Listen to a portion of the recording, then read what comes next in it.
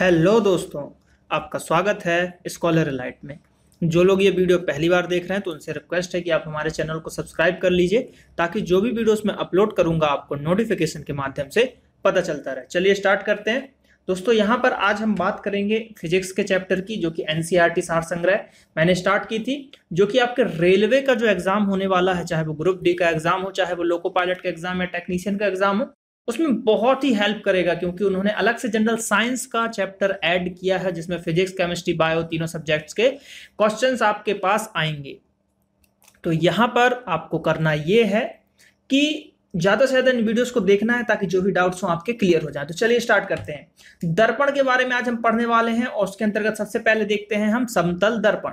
अब हम अगर समतल दर्पण की बात करते हैं कि समतल दर्पण आखिर होता क्या है ना, समतल दर्पण की बात की जा रही है।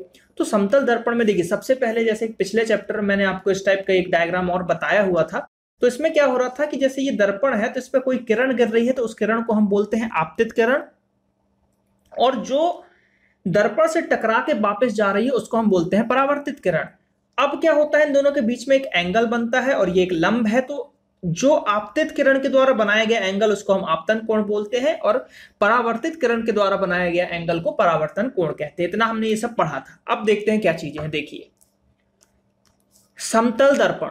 समतल दर्पण क्या होता है, चिकने कांच की एक पट्टिका से जो है बना होता है और समतल कांच की प्लेट की एक सतह को रज्जित। अब रज्जित का मतलब क्या होता है, देखिए रजित, रजत, रजत का मतलब क्या होता है, चांदी।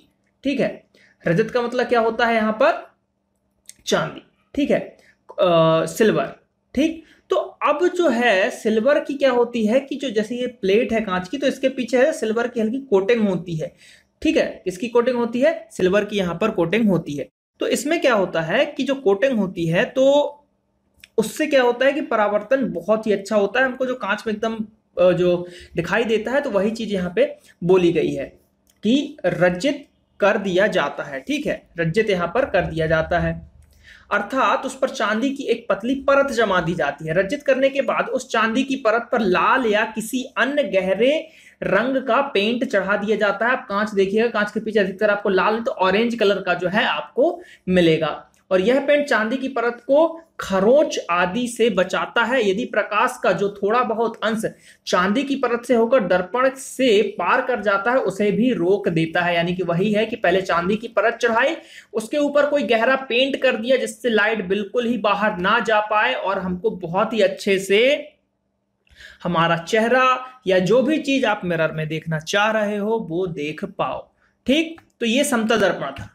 अब समतल दर्पण से कुछ जो इंपॉर्टेंट फैक्ट है या जो उसके तथ्य हैं, जो प्रतिबिंब बनते हैं, तो वो जो एग्जाम में आते हैं उनको देखते हैं। तो देखिए, प्रतिबिंब दर्पण के पीछे बनता है। तो क्वेश्चन पूछा जाता है समतल दर्पण में प्रतिबिंब कहां बनता है, तो दर्पण के पीछे प्रतिबिंब बनता है। प्रतिबिंब का आकार वस्तु के आकार के बराबर होता है। समतल दर्पण का मोस्ट आईएमपी फैक्ट, ये क्वेश्चन बहुत बार आता है कि दर्पण में जो यहां पर बन रहा है आपका, ठीक है, प्रतिबिंब, तो वो कैसा होता है, वस्तु के आकार का होता है, वस्तु के बराबर होता है, वस्तु से बड़ा होता है, वस्तु से छोटा होता है। तो यहां पर अगर समतल दर्पण की बात होगी तो वो वस्तु के आकार के बराबर होगा, इक्वल होगा। ठीक, अगला क्वेश्चन, प्रतिबिंब वस्तु की अपेक्षा सीधा बनता है। प्रतिबिंब वस्तु की अपेक्षा सीधा बनता है। ठीक है, प्रतिबिंब पार्श्विक रूप से उल्टा बनता है। प्रतिबिंब आभासी होता है, अर्थात इसे पर्दे पर आप नहीं प्राप्त कर सकते। ये क्वेश्चन पूछे जा चुके हैं, आईएमपी है। प्रतिबिंब दर्पण से उतना ही पीछे बनता है जितनी वस्तु दर्पण से आगे अर्थात सामने होती है। तो वो जो है यहाँ पे अगर दर्पण है और आप अगर इससे यहाँ पे खड़े हो तो उसमें भी आपको लगेगा कि आप उतनी ही दूरी पे खड़े हो। तो ये समतल दर्पण की कुछ जो है विशेषताएं हैं यहाँ पर। ठीक है, प्रतिबिंब से रिलेटेड। अब बात करते हैं गोलीय दर्पण। ठीक है, गोलीय दर्पण की बात करें तो गोलीय दर्पण जो है खोखले गोले का एक भाग जैसा होता है। ठीक है, और यह दो प्रकार का होता है, अवतल दर्पण होता है और उत्तल दर्पण होता है। देखिए, उत्तल दर्पण और अवतल दर्पण दोनों ऐसे होते हैं। उत्तल दर्पण ऊपर से उठला हुआ सा रहेगा आपका और अवतल दर्पण थोड़ा सा गहरा टाइप का होता है। कांच के खोखले गोले के एक भाग के बाहरी वाली सतह को रज्जित या कलाई, मतलब वही चांदी के उससे अगर पोत दिया जाता है करके अवतल दर्पण का निर्माण किया जाता है। जबकि कांच के खोखले गोले के एक भाग के अंदर वाली सतह को अगर रज्जित यानी चांदी से पेंट करके उत्तल दर्पण, आप इसको समझिएगा, ये कांच है, ठीक, मान लीजिए ये कांच का एक खोखला बेलन है, ठीक है, आपने इसमें से पहले इतना सा भाग काट लिया, ठीक है, ये भाग काट लिया, अब आपने इसको क्या किया कि यहां 20 से काट दिया, ठीक, तो एक भाग ऐसा बन गया और दूसरा भाग ऐसा बन गया। अब इसमें बोला कि अगर अंदर से पेंट कर दिया जाए, अंदर से पेंट कर दिया जाए तो ये उत्तल दर्पण हो गया, ठीक, कौन सा दर्पण हो गया, उत्तल दर्पण हो गया। और इसी को अगर हम बाहर से पेंट कर दें तो ये हो जाएगा अवतल दर्पण। तो वही मैंने बताया, उत्तल दर्पण ऊपर से उठा हुआ होता है, अवतल दर्पण जो है अंदर धसा हुआ होता है। यही चीज यहां पर आपको समझाई गई है, ठीक है। तो आई होप कि ये समझ में आ गया होगा। अब देखिए इसमें, देखिए यही चीज दिखा रहा है कि ये देखिए इसमें इधर है, यानी कि इसको जो है पेंट किया गया है, ये जो है आपका पेंट किया गया है, यानी कि ये कौन सा दर्पण हो गया, ये धसा हुआ है, यानी कि ये हो गया आपका अवतल दर्पण। अब इधर बात करें तो इधर देखिए इसको इधर से पेंट किया गया है, यानी कि ये कौन सा हो गया, ये हो गया आपका उत्तल दर्पण, ये हो गया, ठीक है। इसमें कोई सिंपल सी चीजें हैं, देखिए यहाँ पर सी जो है वक्रता केंद्र है वो इसमें भी है यहाँ पर, और पी यहाँ का ध्रुव है, यहाँ पर इसको पोता गया कलाई, ये सब चीजें हैं। तो ये डायग्राम आपको मेंस वगैरह में काम आएगा। और यहाँ पर रेलवे की अगर बात करें वहां मेंस होना है, लेकिन सब ऑब्जेक्टिव होना है, लिखित कुछ नहीं होना है यहाँ पर, ठीक है। तो आई होप कि ये चीजें आपको क्लियर हो गई होंगी। चलिए अवतल दर्पण की कुछ बातें करते हैं। अवतल दर्पण की भीतरी सतह से प्रकाश का परावर्तन होता है, जबकि उत्तल दर्पण की बाहरी सतह से प्रकाश का परावर्तन होता है। गोलीय दर्पणों की बात करें तो गोलीय दर्पणों द्वारा प्रतिबिंब के बनने की क्रिया को समझने के लिए निम्नलिखित पदों को जानना आवश्यक है। अब देखिए गोलीय दर्पणों से जो प्रतिबिंब बनते हैं उसको हम देखिए क्या क्या है, कैसे समझ सकते हैं। ध्रुव, गोलीय दर्पण के ज्यामितीय केंद्र को दर्पण का ध्रुव कहते हैं। चित्र में जैसे कि पी हमने पिछले में पढ़ा था, यह ध्रुव है, क्या बोलते हैं इसको, ध्रुव बोलते हैं। वक्रता केंद्र की बात करें तो गोलीय दर्पण जिस गोले का भाग होता है उस गोले के केंद्र को दर्पण का वक्रता केंद्र कहते हैं। क्या कहते हैं, वक्रता केंद्र कहते हैं। तो यहां पर वक्रता केंद्र कौन सा है, यहां पर अगर हम वक्रता केंद्र की बात करें तो यहां पर वक्रता केंद्र आपका सी है। कौन सा है, सी, ठीक है। तो ये दो चीजें हमने पढ़ा, एक हमने पी पॉइंट पढ़ा और दूसरा हमने सी पढ़ा।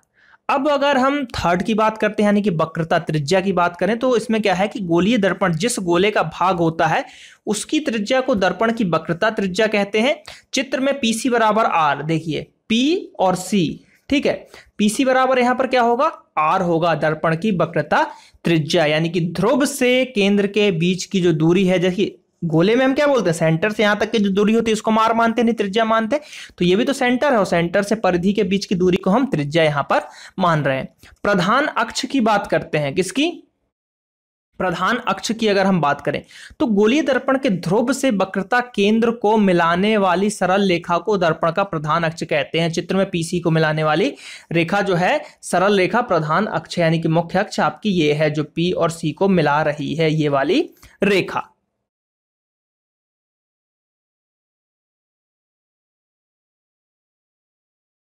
तो ये चीज देखा हमने यहां पर।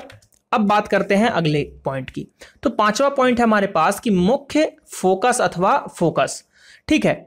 अब मुख्य फोकस और एक नॉर्मल फोकस की बात करते हैं यहां पर। तो देखिए गोलीय दर्पण के मुख्य अक्ष के समांतर आपतित किरणें दर्पणों से परावर्तित होने के बाद मुख्य अक्ष पर स्थित बिंदु से होकर जाती है। क्या बोल रहा है, गोलीय दर्पण के मुख्य अक्ष के समांतर आपतित किरणें दर्पण से परावर्तित होने के बाद मुख्य अक्ष पर स्थित जिस बिंदु से होकर जाती हैं, ठीक है। यानी कि देखिए यहां पर आए सब परावर्तित होके जो मुख्य अक्ष थी उसके जिस बिंदु से अगर जाती है, ठीक है, अवतल दर्पण अथवा जिस बिंदु से अपसरित होती हुई प्रतीत होती है उत्तल दर्पण, उस बिंदु को दर्पण का मुख्य फोकस कहते हैं, ठीक है। यहां से परिवर्तित होके जा रही हैं तो इसको हम क्या बोलेंगे, मुख्य जो है इसको फोकस बोलते हैं। अब बात करते हैं गोलीय दर्पण के ध्रुव P से फोकस F की दूरी को दर्पण की फोकस दूरी कहते हैं। यानी कि जो P है आपका, P से F के, इसको क्या बोलेंगे हम, इसको बोलते हैं फोकस दूरी। चित्र में दर्पण की फोकस दूरी जो है PF है और इसे जो है हम यहां पर हम देख सकते हैं किससे डिनोट कर रहे हैं, यहां पर F से डिनोट कर रहे हैं। चलिए अगले पॉइंट पे बढ़ते हैं। ठीक है, तो यहाँ पर कुछ पॉइंट्स है हमारे पास। देखिए ये अवतल दर्पण का बताया गया है और ये यहाँ पर उत्तल दर्पण का बताया गया है। ठीक है, अब देखिए दो चीज समझिएगा, अवतल दर्पण में क्या हो रहा है, यहां से देखिए ये आ रही चीजें परावर्तित हो रही है और यहां पर क्या हो रहा है, यहां पे आ रही हैं और यहां से जो है सीधे जो है ये फोकस से होते हुए पहुंच रही है। ठीक, अब आभासी प्रतिबिंब।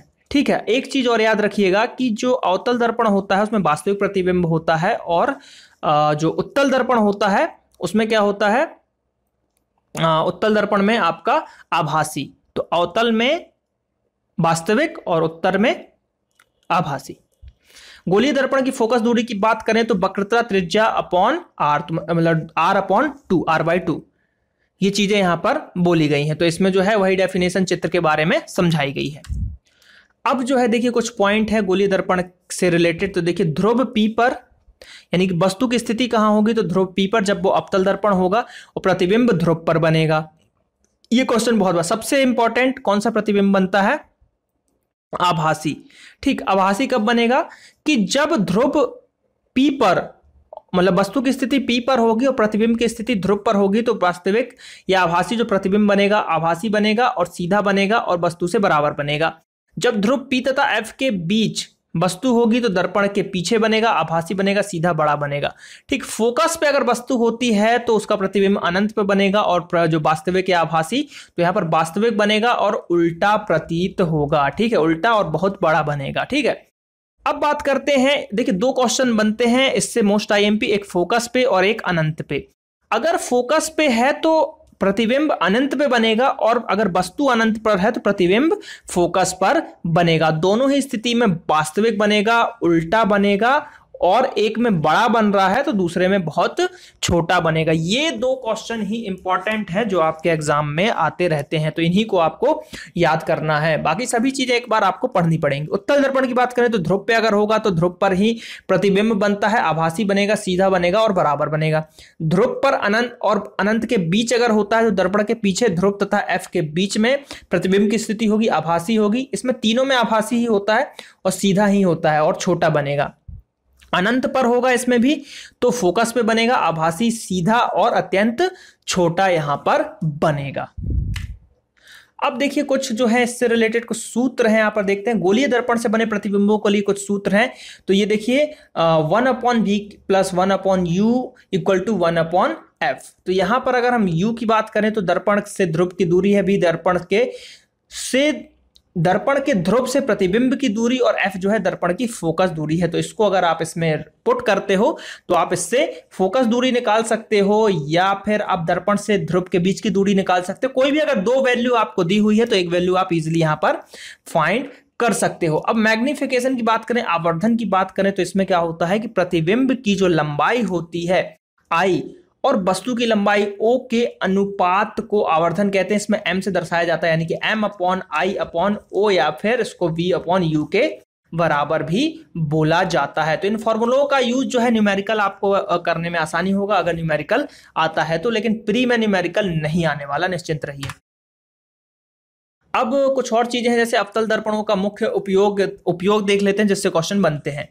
तो अवतल दर्पण निकट रखी वस्तु का सीधा, बड़ा तथा आभासी प्रतिबिंब बनाता है, इसलिए बड़ी त्रिज्या वाले अवतल दर्पण का उपयोग हजामती यानी कि दाढ़ी बनाने के लिए दर्पण के रूप में किया जाता है। तो मेनली दर्पण, दाढ़ी बनाने वाला दर्पण कौन सा होता है, अवतल दर्पण होता है। रोगियों के नाक, कान, गले, दांत आदि की जांच के लिए डॉक्टर अवतल दर्पण का उपयोग करते हैं, जो किसी प्रकाश स्रोत से आते हुए प्रकाश को एक छोटी सी जगह में केंद्रित कर देता है। तो उसके लिए भी आपका अवतल दर्पण, टॉर्च, वाहनों की हेडलाइट तथा सर्च लाइट में अवतल दर्पण का उपयोग जो है परावर्तकों के रूप में किया जाता है। इनमें प्रकाश के सूर्य बल को अवतल दर्पण के फोकस पर रखा जाता है, जिससे कि परावर्तन के बाद प्रकाश का समांतर किरणपुंज प्राप्त हो सके। तो सर्च लाइटों में अवतल दर्पण का यूज होता है। ये चीजें आपको यहां पर ध्यान रखनी। उत्तल दर्पण मेनली इंपॉर्टेंट। देखिए, उत्तल दर्पण का उपयोग वाहनों में साइड मिरर, मोस्ट आईएमपी पूछा जाता है सबसे ज्यादा कि साइड मिरर में कौन सा जो है यहां पर यूज होता है दर्पण, तो उत्तल दर्पण यूज होता है। ठीक है, कौन सा दर्पण? उत्तल दर्पण यूज होता है, याद रखिएगा। उत्तल दर्पण सदा वस्तुओं का सीधा तथा छोटा प्रतिबिंब बनाता है। तो आपने देखा होगा दर्पण पीछे इतनी बड़ी ट्रक आती है और यहां पर इतना सा हमको दिखाई देता है, और इसमें क्या होता है कि वो दिखता दूर है लेकिन वो होता पास है। तो ये चीजें याद रखिएगा, और इसलिए इसे छोटे से उत्तल दर्पण में बहुत बड़े क्षेत्रों की वस्तुओं को भी आप देख सकते हैं। ठीक, ये चीज उत्तल दर्पण पर पड़ने वाली किरणों को उस मतलब उत्तल दर्पण पर, ठीक है, पड़ने वाली जो किरण होती है उसको फैला देता है। इसलिए सड़क की बत्तियों के ऊपर इनका उपयोग परावर्तकों के रूप में किया जाता है, और जिससे प्रकाश स्रोत का प्रकाश काफी बड़े क्षेत्र में फैल जाता है। तो मेरे लिए क्या करता है? प्रकाश को फैला देगा। उत्तल दर्पण को क्या करेगा? फैला देगा, फोकस नहीं रहेगा यहां पर। तो यहां पर हमने आज जाना दर्पण के बारे में। समतल दर्पण पढ़ा हमने, गोलीय दर्पण के अंदर हम अवतल और उत्तल दर्पण को हमने जाना। तो ये जो है इंपॉर्टेंट फैक्ट थे आपके दर्पण से रिलेटेड। तो आई होप कि ये वीडियो आपको अच्छा लगा होगा। तो इस वीडियो को देखिए, लाइक कीजिए, कमेंट कीजिए, और जल्द ही इसका आपको नेक्स्ट पार्ट मिलेगा। Thank you. जय हिंद, जय भारत।